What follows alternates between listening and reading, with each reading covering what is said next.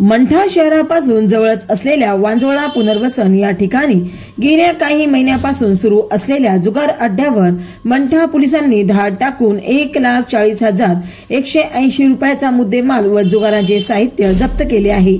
या प्रकरणी मंठा पोलीस ठाण्याचे पोलीस कॉन्स्टेबल मनोज काळे यांच्या फिर्यादीवरून 7 जणांविरुद्ध गुन्हा दाखल करण्यात आला आहे।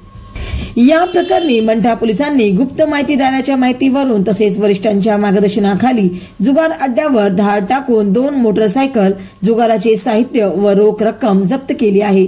एकूण 1,40,180 रुपयाचा मुद्देमाल पोलिसांकडून जप्त करण्यात आला आहे। या प्रकरणी कबीर हमीद बागवान, असलम गुल्लू शेख, शफीक नजीर शेख यासह पसार झालेल्या 3 आरोपींवर मंठा पोलीस ठाण्यात गुन्हा दाखल करण्यात आला आहे।